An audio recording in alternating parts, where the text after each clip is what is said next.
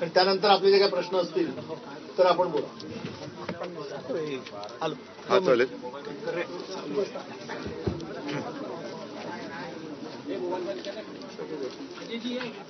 महाराष्ट्राच्या विधिमंडळाचं हे अधिवेशन महाराष्ट्राच्या उपराजधानीमध्ये सुरू आहे. अधिवेशन मला वाटतं अर्ध्यावरती आलेलं आहे. उद्या संपणार का रविवारी संपणार ते आज उद्यामध्ये ठरेल. नागपूरमध्ये साधारणतः विधिमंडळाचं अधिवेशन हे विदर्भासाठी आणि साहजिकच आहे महाराष्ट्रासाठी घेतलं जातं. सोमवारपासून हे अधिवेशन सुरू झालं. आजपर्यंत म्हणजे आज गुरुवार आणि अधिवेशन तसं म्हटलं तर मी म्हटलं जे सांगितलं की मध्यवर्ती आले. विदर्भासाठी या अधिवेशनात नेमकं काय दिलं गेलं हा सुद्धा एक विषय नक्कीच या निमित्ताने उपस्थित केला गेला पाहिजे. हे वर्ष जे आहे फार विचित्र गेलं आपल्याला. महाराष्ट्रावरती कधी नव्हे एवढी मोठी आपत्ती ही अतिवृष्टीच्या रूपाने कोसळली. मी स्वतः मराठवाड्यामध्ये फिरलो. विदर्भातले आमचे आमदार आणि सगळे शिवसैनिक तसं महाराष्ट्रभरच अतिवृष्टीने हाहाकार माजवला. शेतकऱ्यांची घरं दारं, विद्यार्थ्यांची पुस्तकं आणि विशेष म्हणजे पिकं तर सोडून गेलीच, पण अनेक ठिकाणी माझ्यासोबत आपण देखील होतात, शेतजमीनच वाहून गेलेली आहे. आणि मग त्याच्यानंतर मुख्यमंत्र्यांनी एक भलं मोठं पॅकेज असा एक गोंडस शब्द देऊन एक रक्कम घोषित केली. त्या पॅकेजचं पुढे काय झालं का त्या पॅकेजचं पण ठिबक सिंचन झालंय हे कळायला काय मार्ग नाहीये. एकूणच या अधिवेशनाच्या निमित्ताने कारण काय असतं की एक पद्धत आहे. पहिला अर्थसंकल्प येतो, मग मागण्या पुरवण्या मागण्या, मग त्याच्यात आणखीनच्या मागण्या, 75,000 कोटीच्या मागण्या कुठून आणणार, कोणाला देणार, राज्यावरती 9 लाख कोटींचं कर्ज आहे. या सगळ्या गोष्टी आपण बघतो आहोत. पण एक मुद्दा मला या अधिवेशनाच्या निमित्ताने उपस्थित करायचा आहे. तो म्हणजे गेल्या महिन्याच्या अखेरीस देशाचे जे मंत्री आहेत, कृषी मंत्री शिवराज सिंग चौहान, त्यांनी सांगितलं की महाराष्ट्राकडून आपत्तीग्रस्तांच्या मदतीसाठी कोणताही प्रस्ताव अद्याप आलेला नाही. आणि हे राज्य सरकारचं बिंग त्यांनी फोडल्यानंतर घाईघाईने शेवटच्या आठवड्यात एक प्रस्ताव केंद्राकडे पाठवला असं जाहीर करण्यात आलं.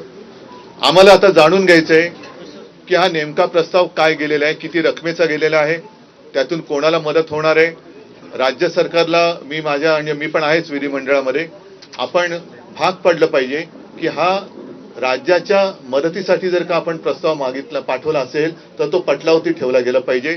राज्यातल्या जनतेचा, शेतकऱ्यांचा हा अधिकार आहे की मायबाप केंद्र सरकार आमच्यावरती दया दाखवणार आहे की नाही, आणि ते दया दाखवण्याच्या आधी राज्य सरकार हे नेमकं कसं तिथून मदत आणणार आहे. कारण डबल इंजिन सरकार आहे, त्याच्यामुळे 2 इंजिनचं सरकार एका इंजिनकडनं दुसऱ्या इंजिनाकडे, दुसऱ्या इंजिनाकडून परत पहिल्या इंजिनाकडे अशी नुसती ढकलपंची करणार आहे का खरोखर ही मदत पाठवणार आहे. आणि ती मदत तुमचं केवायसी बीवायसी सगळं, कारण आता या सगळ्या मदती त्या खातरजमा करण्यामध्ये अडकलेल्या आहेत.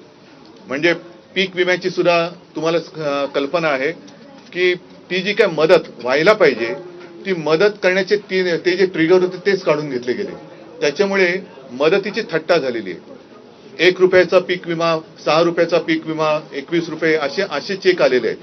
मग हे जी शेतकऱ्याची थट्टा करणाऱ्या कंपन्या आहेत त्याच्यावरती सरकार कारवाई करणार आहे का, आणि असे अनेक प्रश्न आहेत. या प्रश्नाच्या निमित्ताने हे अधिवेशन जे सुरू आहे त्याच्यामध्ये सरकारकडनं जनतेला उत्तरे मिळाली पाहिजेत.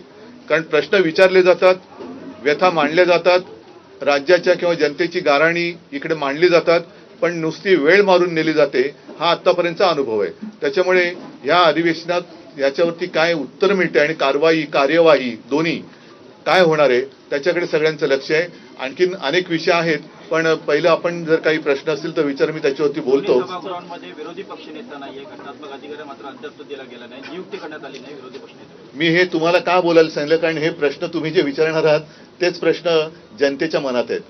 मी अधिवेशनाला येण्याच्या आधी सुद्धा एक 8-10 दिवसापूर्वी असं म्हटलं होतं की गेल्या वर्षीच किंवा पहिल्या अधिवेशनातच मला असं वाटतं हो ना भास्करराव, आम्ही विरोधी पक्षनेते पदावरती दावा सांगितलेला आहे, त्याच्यासाठी भास्कररावांचं नाव देखील दिलेलं आहे आणि अजून अद्याप काही उत्तर मिळालेलं नाहीये.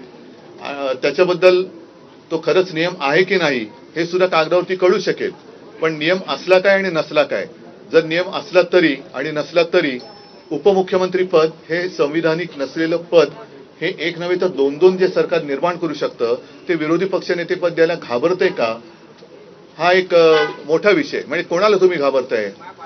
एवढं सगळं मजबूत सरकार आहे, किती 200च्या वरती जागा निवडून आलेल्या आहेत, केंद्र सरकारचा मोठा आशीर्वाद तुमच्यावरती आहे, एवढं असल्यानंतर विरोधी पक्षनेते पदाला तुम्ही घाबरताय का? आणि जर विरोधी पक्षनेते पदासाठी नियम लावणार असाल तर उपमुख्यमंत्री ही असंविधानिक पदं ही रद्द केली गेली पाहिजेत. ते सुद्धा जी काय त्यांच्याकडे खाती असतील त्या खात्याप्रमाणेच ते मंत्री ओळखले गेले पाहिजेत. कारण भाजपच्याच लोकांनी सांगितले की नंबर 1लाच महत्व असतं, 2 आणि 3ला काही महत्व नसतं. त्याच्यामुळे ते बिन नंबराचे जे मंत्री आहेत त्यांचं काय महत्व नाही महाराष्ट्र. विधानसभा अध्यक्षांची आहेत विरोधी पक्षनेता नियुक्ती एकमेकांवर ढकलण्याचा प्रयत्न नेहमी होतो. कारण बरं मग तुम्ही अध्यक्षांना भेटणार? नाही, भेटण्यापेक्षा हे भेटण्याची काय लोकशाहीतली मांडणी आहे, लोकशाहीतली मांडणी आहे. अध्यक्षांना आणि मुख्यमंत्र्यांना हे कसं सगळं सांगड घातली गेले तुम्हाला माहिती आहे. अध्यक्षांबद्दलची सुद्धा आमची मतं गेल्या टर्ममध्ये आम्ही व्यक्त केलेली आहेत. त्याच्यामुळे ही ढकलपंची करताना मग मुख्यमंत्र्यांनी विचारलं पाहिजे, लोकशाहीचा महत्वाचा घटक आहे, राज्याचे प्रमुख आहेत, की का तुम्ही अजून करत नाही? आम्ही तर पत्र दिलेलं आहे. शेतकऱ्यांच्या आत्महत्येचा प्रश्न गहन आहे. गेल्या 6 महिन्यामध्ये जवळपास 780 शेतकऱ्यांनी आत्महत्या केलेली आहे. विदर्भ आणि मराठवाड्यात त्यांचा आकडा अजूनही जास्त आहे. त्याच्याकडे कोणाचं लक्ष आहे? कारण हे सरकार अख्खच्या अख्खं प्रचारामध्ये गुंतलेलं आहे. हेलिकॉप्टर सुटतायत, बॅगा भरभरून आनंदाचा सीधा जातोय. या सगळ्या प्रचारात म्हणजे आता सुद्धा अधिवेशन आटपून ताबडतोब प्रचाराला लागतील. अधिवेशन संपल्यानंतर लगोलग दुसऱ्या निवडणुकीची आचारसंहिता लागेल. म्हणजे निवडणुका मागून निवडणुका हा सगळा खेळ. आणि गेल्या वेळेची ही आता जी निवडणूक आहे अजून त्याचा निकाल लागायचा आहे. मला नाही वाटत अशी निवडणूक यापूर्वी महाराष्ट्र राज्याने अनुभवली होती. पूर्वी आपण इतर राज्यांच्या निवडणुकांची उदाहरणं द्यायचो की बघा तिकडे कशी गुंडागर्दी सुरू आहे, कसे बंदुका काढल्या जात आहेत, बूथ कॅप्चरिंग कसं केलं जात आहे, पैशाचा वाटप कसा केला जातोय, हे सगळं आपल्या महाराष्ट्रामध्ये व्हायला लागलं. म्हणजे इतर राज्य ही ज्यांची उदाहरणं देत होतो त्या राज्यात आता आपल्या महाराष्ट्राचं उदाहरण दिलं जात असेल की बघा तिकडे कशी बेबंदीशाही सुरू आहे. म्हणजे कोणाचा पायपोस कोणात राहिलेलं नाहीये. मित्र म्हणताना एकमेकावरती धाडी टाकतायत, एकमेकाचे पैसे उघडकीस आणतायत. रोज कोणत्या ना कोणत्या तरी मंत्र्याचे भ्रष्टाचार अगदी पुराव्यानिशी बाहेर येत आहेत, त्यांच्या फिल्म बाहेर येत आहेत, पैशाच्या थप्प्या बाहेर येत आहेत, तरी सुद्धा मुख्यमंत्री ढिंब आहेत. म्हणजे मुख्यमंत्र्यांनी अजून एक खातं निर्माण केलं पाहिजे आणि त्याचं नाव पांघरुण मंत्री असं ठेवायला पाहिजे. म्हणजे जे बाकीचे जे मंत्री आहेत ते हातपाय पांघरुण बघून हातपाय तरी पसरतील आणि मुख्यमंत्री बसलेत पांघरुण घालायला. त्याच्यामुळे इतर खात्या नाही, माझ्या सूचना तर जाऊ दे ना, इतर खात्याच्या बरोबरीने मुख्यमंत्र्यांनी पांघरुण खातं हे तयार करावं आणि स्वतः त्याचं चार्ज घ्यावा. कारण त्यांच्याकडे म्हणजे मला मुख्यमंत्र्यांची दया होते की कोण होतास तू, काय झालास तू, एवढे सगळे भ्रष्टाचाराने जवळ घेतलंस तू, स्वतःच्या पांघरुणात घेतलंस तू, काय होतास तू, काय झालंस तू, भ्रष्टाचारानं पांघरुणात घेतलंस तू, कसं म्हणजे ही महाराष्ट्राची संस्कृती नाहीये. हे राज्य विधिमंडळाचं अधिवेशन सुरू आहे तसं संसदेतही अधिवेशन सुरू आहे आणि तिथे भाषणात अमित शहानी आणि तुमच्यावर आणि तुमच्या पक्षावर टीका केलेली आहे. जो न्यायमूर्तींविरोधात महाभियोग चालवला जातो आहे, जो प्रस्ताव विरोधी पक्षाकडून दिला गेलाय त्यात तुमच्या पक्षाच्या नेत्यांनी काय पण सही त्याचा केलेली विषय आहे. काय? तो जो मदुराईचा प्रश्न आहे, जो गृहमंत्र्यांना आहे, मला वाटतं तो एक जरा नाही. फोटो एक मिनिट सांगतो. अमित शहाचं विधान आहे की उद्धवजींच्या पक्षांनी आणि उद्धवजींनी या प्रस्तावावर सही करावी. नाही पण काय म्हणून सही करू नये असं त्यांना वाटतं? कोणत्या विषयावर? सर मामला ऐसा है, नहीं मामला समझ में आ गया, लेकिन वो क्या कहना, अरे भाई कहना क्या चाहते हो? हिंदुत्वाचा ना, मग असं बोला ना. आता अमित शाह फार मोठे हिंदुत्ववादी आहेत आणि त्यांचा एक फोटो कोणीतरी ट्विट केलेला आहे. कारण हिंदुत्व मला अमित शहानी शिकवण्याची गरज नाहीये आणि भाजपाने तर अजिबात नाही आणि संघाने पण नाही.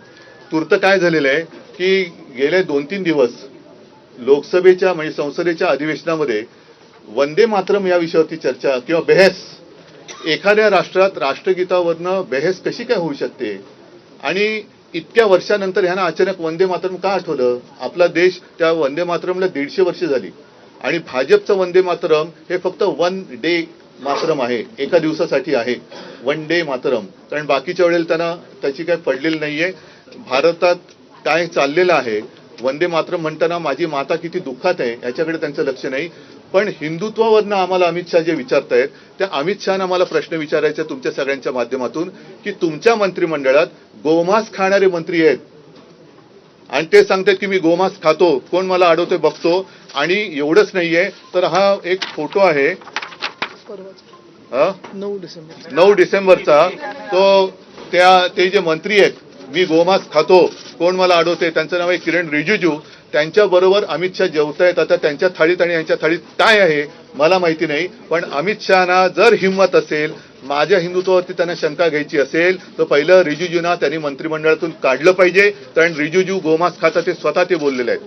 त्याच्यानंतर आणखीन एक मुद्दा तुम्हाला सांगतो, तो म्हणजे गेल्या काही दिवसात दिल्लीमध्येच संघाच्या कार्यालयासाठी प्राचीन मंदिर पाडलं.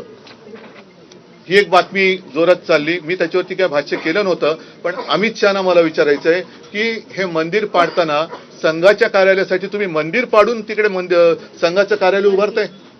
आणि त्याच्याही पलीकडे आणखीन सांगतो, ही सुद्धा गेल्या महिन्यातली एक गोष्ट आहे की मी मुख्यमंत्री असताना जणू काय म्हणजे काय संपूर्ण ती जी घटना घडली त्याला जबाबदार सरकारच आहे अशा पद्धतीने आकाश पाताळ एक केलं गेलं होतं. ते प्रकरण म्हणजे पालघरमध्ये घडलेलं साधू हत्याकांड. आता साधू हत्याकांडावरनं त्यांनी काही हे सोडले नाही, उद्धव ठाकरेंना आणि आमच्या सरकारला बदनाम करायची. त्या साधू हत्याकांडातील संबंधित अशा व्यक्तीला भाजपात घेताना तुमचं हिंदुत्व काय मेलं होतं? लाज वाटली पाहिजे अमित शहाना की त्यांनी माझ्या हिंदुत्वावरती शंका व्यक्त करताना त्यांच्या बुडाखाली जे काही हिंदुत्व आहे ते पहिलं बघायचं आणि मग त्यांनी माझ्यावरती आरोप केले पाहिजेत. ह्या न्यायमूर्तींवरती ज्या काही गोष्टी आहेत ती एका केसमुळे नाहीये, त्यांची आतापर्यंतची जी काही वादग्रस्त वाटचाल आहे त्याच्यावरती काही न्यायमूर्तींनी आणि काही माजी न्यायमूर्तींनी सुद्धा आक्षेप घेतलेले आहेत. हा सगळा प्रकार एकत्र केल्यानंतर एका केसवर नाही झालेला नाहीये. आणि कधीही कुठल्याही बाबतीत म्हणजे त्या मंदिराच्या आवारात दिवा लावण्यावरून हा जो काही वाद आहे, मंदिराच्या आवारात दिवा लावला गेलाच पाहिजे, तिकडे रोषणाई, तिकडे हिंदू सण साजरे झालेच पाहिजे, उत्सव साजरे झालेच पाहिजेत, या मताचा मी आहे, माझी शिवसेना आहे. आणि हिंदुत्वावरनं अमित शहानी शिकवू नये, कारण परत एकदा सांगतो की वंदे मातरम ही चर्चा त्यांनी मला असं वाटतं की संघाचे कपडे उतरवण्यासाठी घेतली की काय, कारण त्याच्यावरनं बऱ्याच काही गोष्टी आता बाहेर आल्या. अगदी ते ज्यांना देव मानतात त्या श्यामाप्रसाद मुखर्जींचे सुद्धा मुस्लिम लीग बरोबरची काय साटलोट होतं आणि स्वातंत्र्य चळवळीमध्ये त्यांनी चले जावला कसा विरोध केला होता. फजलुल हक बरोबर बंगालच्या सरकारमध्ये ह्यांचे देव, त्यांचे देव माझे नाहीत, श्यामाप्रसाद मुखर्जी हे देशप्रेम बाजूला ठेवून कसे सामील झाले होते हे सगळं आता आलेलं आहे. आणि 3 ठिकाणी तिकडे त्यांनी मला वाटतं मुस्लिम लीग बरोबर सरकार स्थापन केली होती आणि हे यांचे स्थापन करते, हे यांचे सिंध सेंट्रल प्रोव्हिन्स आणि 3 हे यांचे राजकारणातले जन्मदाते आणि ते आम्हाला हिंदुत्व शिकवायचं. त्याच्यामुळे अमित शहानी मला हिंदुत्व शिकायच्या भानगडीत पडू नये, कारण जर का आणखीन काही गोष्टी काढल्या तर बऱ्याच गोष्टी त्यांच्या बाहेर येतील. अगदी जिनांच्या थडग्यावरती कोणी जाऊन डोकं टेकलं होतं पासून बऱ्याच गोष्टी बाहेर येतील. नवाज शरीफचा केक कोणी खाल्ला होता इथपासून बऱ्याच गोष्टी बाहेर येतील. अगदी देशाबरोबर अतिरेकी कारवाया करणाऱ्या पाकिस्तान बरोबर त्यांचा पोरगा क्रिकेट खेळतोय तेव्हा ह्यांचं हिंदुत्व कुठे जातं, कोणत्या टोपीखाली दडतं. अमित शहानी जर जय शाह त्यांचं ऐकत नसेल आणि त्याला हिंदुत्व मान्य नसेल तर तसं सांगायचं की मी हिंदुत्ववादी आहे पण जय शाह हिंदुत्ववादी नाही, तो पाकिस्तान बरोबर क्रिकेट खेळतोय. मग त्याला एकतर त्या क्रिकेट कंट्रोल बोर्डाचा राजीनामा द्यायला लावा, नाहीतर हिंदुत्व तरी स्वीकारा, नाहीतर हे तरी स्वीकारा. त्यावेळेला मुख्यमंत्र्यांनी असं म्हटलं सत्ताधारी सगळ्या आमदारांना की लाडकी बहीण योजनेचा यापुढे उल्लेख करू नका, जर केला तर घरात बसावं लागेल. लाडक्या बहीण या योजनेचा मी उल्लेख करणारच, कारण निवडणूक लढवताना जे वचन त्यांनी जो एक थाप त्यांनी शेतकऱ्यांना मारली होती कर्जमुक्तीची, तीच माझ्या बहिणीनं सुद्धा मारलेली आहे. 2100 रुपये कधी करणार 1500चे हा विषय मी काढणारच. आणि देवेंद्र फडणवीसांनी जर त्यांच्यामध्ये हिंमत असेल तर ह्या अधिवेशनात येत्या महिन्यापासून किंवा पुढच्या महिन्यापासून नवीन वर्षापासून माझ्या महाराष्ट्रातल्या बहिणींना 2100 रुपये दर महिन्याला त्यांनी एक काय भाऊबीज म्हणा वर्षभराची ती सुरू करावी. मी 2100 रुपये कधी देणार हा प्रश्न त्यांना विचारणार. आणि जर देवेंद्र फडणवीसांनी 2100 रुपये नाही दिले तर त्यांना घरी बसवावं लागेल. उद्धवजी परत त्याच विषयावर आहे. तुम्ही म्हणालात की त्या मंदिरात दीप लावला गेला पाहिजे, तर आता जी प्रस्तावावर तुमच्या नेत्यांनी सही केली आहे त्या प्रस्तावाचा तुम्ही पाठिंबा काढून घेणार का? नाही, मी तुम्हाला म्हटलं तसं की एका निर्णयापुरता हा विषय नाहीये. एका निर्णयावरनं असं इम्पिचमेंट वगैरे नाही कोणी आणत नाहीये. एकूणच त्यांची जी काही वाटचाल आहे हिंदुत्वाच्या गुलाम्याखालनं त्यांनी पक्षीय अजेंडा रेटता कामा नये. याचं कारण असं की महाराष्ट्रामध्ये सुद्धा त्यांच्या प्रवक्त्यांना न्यायमूर्ती म्हणून नेमलं गेलेलं आहे. कसं पाहता आपण याकडे असा प्रश्न मी तुम्हाला विचारला तर काय उत्तर आहे तुमच्याकडे? जर तुमच्या पक्षाचे प्रवक्ते न्यायमूर्ती म्हणून तुम्ही नेमत असाल तर आम्ही तुमच्याकडनं कोणत्या न्यायाची अपेक्षा करायची? आज शिवसेनेच्या केसबाबत 4 वर्ष झाली आम्ही खेटे घालतोय का एक सरन्यायाधीश होऊन गेले, पुढचे कोण? आता सुद्धा अरे आता पुढचा कोण येणार आहे, त्याच्या पुढे कोण येणार आहे, एवढंच आम्ही करत बसायचं? नाही, पण उद्धवजी नाही, मला याच्याबद्दल तो व्हिडिओ मुख्यमंत्री देवेंद्र फडणवीस यांनी ट्विट केला. त्यांनी असं म्हटलं, कोण होतास तू, काय झालं? मी पण तेच म्हटलं त्यांना, उद्धव ठाकरे. मी पण त्यांना म्हटलेलं आहे की कोण होतास तू, काय झालंस तू, भ्रष्टाचारांना पांघरुणात घेतलंस तू.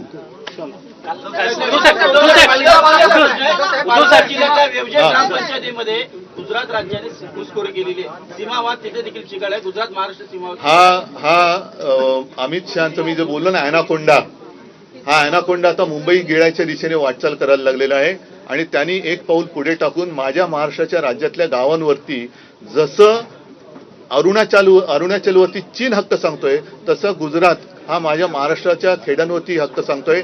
आता हे कोण झाल्याचं काय झाल्याचं वगैरे जे काय आहे ना, आता यांना विचारा तुमच्यात हिंमत आहे का तिकडे जाऊन उभं राहायची तुमच्या अमित शहाविरुद्ध? हे मुंबईत आणि महाराष्ट्रात राहणाऱ्या गुजराती जो समाज आहे ज्यांचं आणि आमचं काही भांडण नाही त्यांच्यामध्ये आग लावण्याचा प्रकार आणि एका बाजूनी महाराष्ट्र गिळण्याचा प्रकार हे सुरू झालेला आहे. मुंबईतले अनेक उद्योगधंदे यांनी गुजरातला नेले, महाराष्ट्रातले नेले आणि त्याचबरोबरीने आता हे मुंबई बळकावण्याच्या दिशेने वाटचाल करायला लागलेले आहेत. आम्ही तर हा प्रयत्न हाणून पाडल्याशिवाय राहणार नाही. सरकार काय करेल न करेल आम्हाला त्याची काही पडलेली नाहीये आणि या सरकारकडनं धाडसाची तर काय आम्हाला अपेक्षा नाही.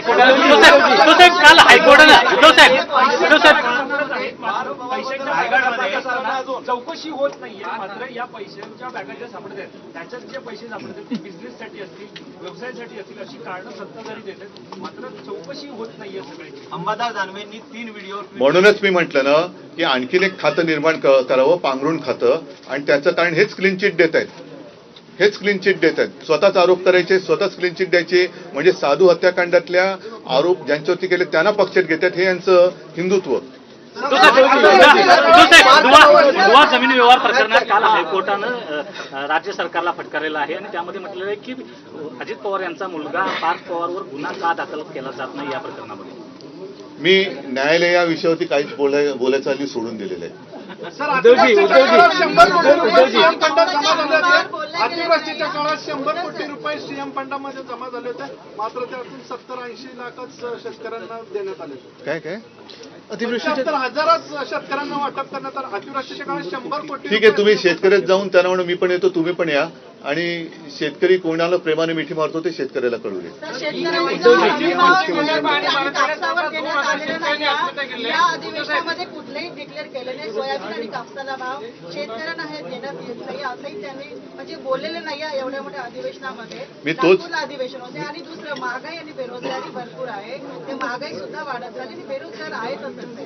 तर यावर आपलं काय म्हणणं? याच विषयावरती त्यांना चर्चा टाळायची आणि म्हणून ते वेडेवाकडे आरोप करतायत की जेणेकरून तुमच्या सगळ्यांची म्हणजे आपल्या सगळ्यांची दिशाभूल व्हावी आणि कुठेतरी धार्मिक तेढ निर्माण करायची. म्हणजे तुम्ही भांडत राहा, आम्ही आमचं राज्य करत राहतो, आम्ही आमचं जे काय आहे भ्रष्टाचार सुरू आहे शांत बसा भ्रष्टाचार सुरू आहे असं नवीन नाटक ते लिहितील आता. सर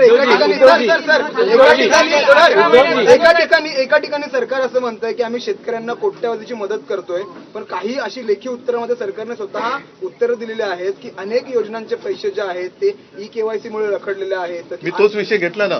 म्हणजे आता मधल्या काळात मी वाचलं कुठेतरी की मागे 2017 साली यांनी ज्या अनेक अशी नियमांची जंत्री करून शेतकऱ्याला कर्जमाफी एक उपकारासारखी जाहीर केली होती. त्याच्यात पात्र ठरलेल्या शेतकऱ्यांना लाभ मिळाला नाही, त्याची माहिती, मग शेतकऱ्यांची माहिती गोळा करण्याचं हे काम सरकार करते आहे असं मला वाटतं कृषी मंत्री म्हणाले आपले. मला या सगळ्या मंत्र्यांना प्रश्न विचारायचे आहे की तुम्ही स्वतःला शेतकऱ्याची मुलं समजता, मग बापाची चौकशी कशी करू शकता? बापाची चौकशी करता, शेतकऱ्याची मुलं आहात ना. मी याच सभागृहामध्ये शेतकऱ्यांची कर्जमुक्ती करून दाखवली होती आणि ती मी अंमलात आणून दाखवली होती. मी कोणती चौकशी केली नव्हती, कोणत्याही अटीतटीचा सामना शेतकऱ्याला करायला लावला नव्हता आणि मी कोणी न मागता कर्जमुक्ती करून दाखवली होती.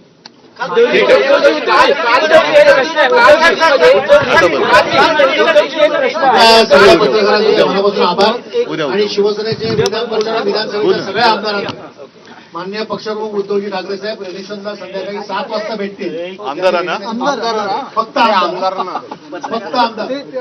पत्रकारांना